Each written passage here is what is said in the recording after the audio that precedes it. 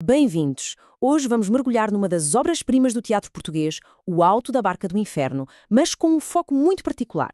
Vamos tentar perceber como é que Gil Vicente utiliza os chamados tipos sociais para construir a sua crítica. E esta é, sem dúvida, a chave de leitura essencial para compreender não só esta peça, mas todo o seu teatro. O nosso roteiro para hoje é bastante simples. Vamos começar por definir o que é, afinal, o teatro de tipos. Depois, vamos analisar a galeria de personagens e os seus símbolos visuais. A seguir, faremos uma análise comparativa, vamos destacar o caso muito particular de Florença e, no final, um resumo com os pontos-chave, que é ideal para uma revisão rápida. Então, vamos lá começar pelo início. Para se perceber Gil Vicente, é preciso dominar primeiro este conceito fundamental, o teatro de tipos. E aqui está o ponto-chave. Gil Vicente não estava interessado em criar personagens com uma psicologia profunda, complexa. O seu objetivo era o outro, era pôr a própria sociedade em palco. O fidalgo que vemos não é um fidalgo, ele é a representação de todos os fidalgos. Ele encarna a arrogância, os privilégios da sua classe. É, no fundo, uma síntese, uma caricatura social. E é aqui que reside a genialidade cênica de Gil Vicente. Se as personagens não têm uma profundidade individual, como é que o público da época as identificava e percebia a crítica de forma imediata? Bem, a resposta está nos símbolos que elas trazem consigo. Vamos então passar à nossa galeria. Pensem nisto. Cada personagem que entra em cena no Cais do Além traz um ou mais objetos, animais ou até mesmo pessoas que funcionam como uma espécie de bilhete de identidade visual. Um cartão de visita que nos diz logo qual foi o seu pecado em vida. O primeiro a chegar ao cais é o fidalgo, a representação máxima da nobreza ociosa e da sua tirania. E claro, ele não vem sozinho. Reparem bem como os símbolos aqui funcionam em conjunto.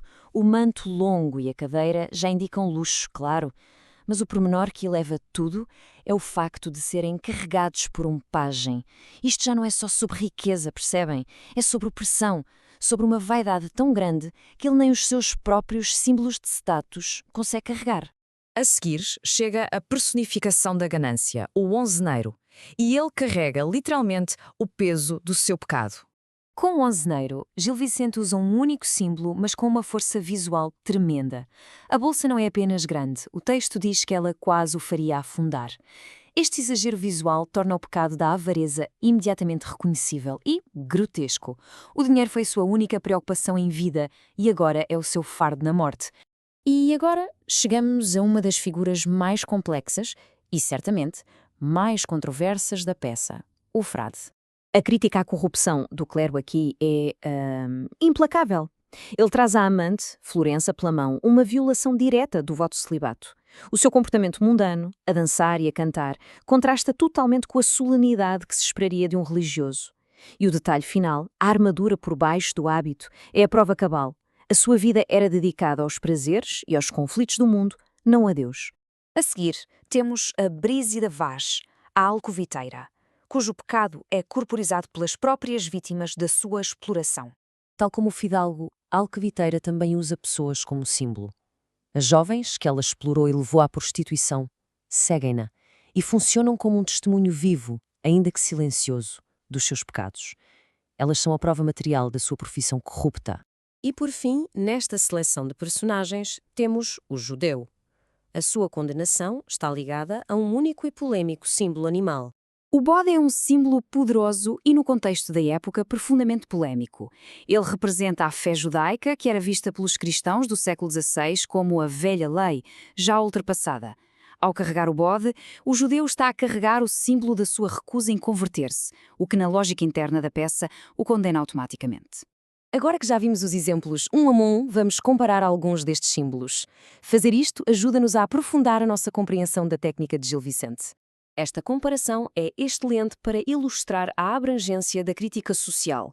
Ambos são corruptos, mas de formas muito distintas. O símbolo do sapateiro, as formas, representa a fraude manual, do dia a dia. Já os livros do procurador simbolizam uma corrupção bem mais perigosa, a do próprio sistema de justiça, que usa a lei para enganar. Vejamos agora dois símbolos que representam pecados vistos pela sociedade. A bolsa do onzeneiro é o símbolo do pecado económico, a úsura, que corrói a comunidade por dentro. O bode do judeu, por outro lado, é o símbolo da alteridade religiosa do outro que se recusa a integrar-se no corpo social cristão. Ambos são condenados, mas por motivos muito diferentes. Vamos agora focar-nos numa figura que, embora silenciosa, tem um papel narrativo crucial e bastante distinto dos outros figurantes. Falo, claro, de Florença.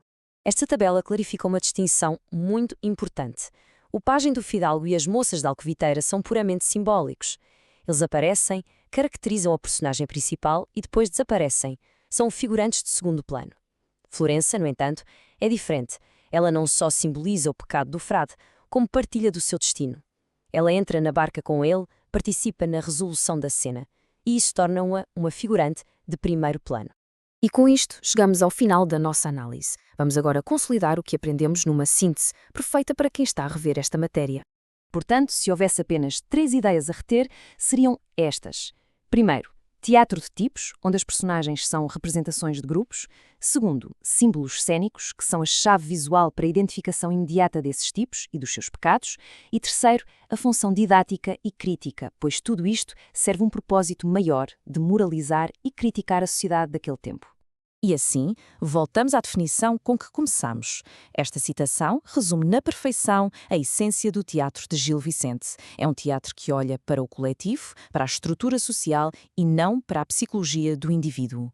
Fica a questão para reflexão. Que objetos ou símbolos representariam hoje os nossos tipos sociais? O político, o influenciador digital, o executivo de uma tecnológica? É um bom exercício de pensamento e mostra como a técnica de Gil Vicente continua a ser, sem dúvida, incrivelmente relevante.